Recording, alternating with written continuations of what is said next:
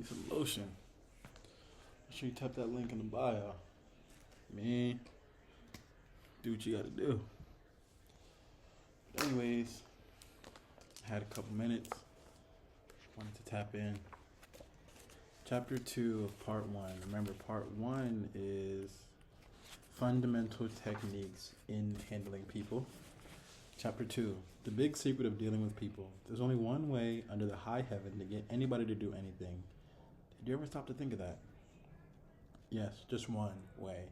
And that is by making the other person want to do it. Remember, there's no other way. Of course, you can make someone want to give you his watch by sticking a revolver in his ribs. You can make your employees give you cooperation until your back is turned by threatening to fire them. You can make a child do what you want it to do by a whip or a threat. But these crude methods have sharply undesirable repercussions. The only way I can get you to do something is by giving you what you want. What do you want?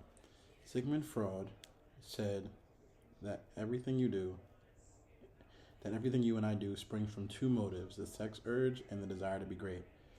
John Dewey, one of America's most profound philosophers, phrased it a bit differently. Dr. Dewey said that the deepest urge in human nature is the desire to be important. Remember that phrase, the desire to be important. It is significant. You are going to hear it a lot about it in this book.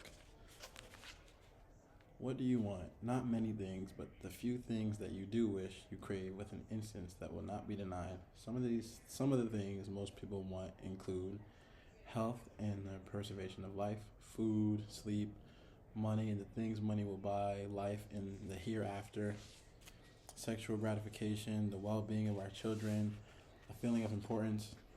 Almost all these wants are usually gratified, all except one. But there is one longing, almost as deep as imperious as the desire for food or sleep, which is seldom gratified. It is what fraud calls the desire to be great. It is what Dewey calls the desire to be important. Lincoln once began a letter saying, "Everybody likes a compliment." William James said the deepest principle in human nature is the craving to be appreciated. He didn't speak, mind you, of the wish or the desire or the longing to be appreciated. He said the craving to be appreciated. Here is a gnawing and unfaltering human hunger, and the rare individual who honestly satisfies this heart hunger will hold people in the palm of his hand, of her hand, and even the undertaker will be sorry when he dies.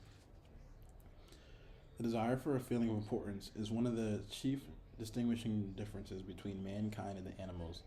To illustrate, when I was a farm boy out in Missouri, my father bred fine Derek Jersey hogs and pedigreed white-faced cattle. We used to exhibit our hogs and white-faced cattle at the county fairs and livestock shows throughout the Middle East. We won first prizes by the score. My father pinned his blue ribbons on a sheet of white muslin, and when friends or visitors came to the house, he would get out the long sheet of muslin. He would hold one end, and I would hold the other end, and he exhibited the blue ribbons. The hogs didn't care about the ribbons they had won, but father did. These prizes gave him a feeling of importance. If our ancestors hadn't had this flaming urge for a feeling of importance, civilization would have been impossible without it. Without it, we should have been just like animals, just about like animals. It was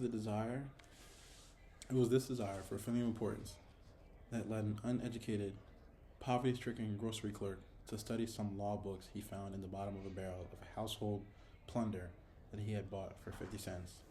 You have plenty heard of this grocery clerk. His name was Lincoln. We're going to pause right there for now. Today is, again, January 27th, 2026, 12:31. Our goal is to finish this book before Friday, which is January 30th. Before Friday, we want to finish. Right? So, thank you all for tuning in. Follow for more. If you need some lotion, click the link in bio.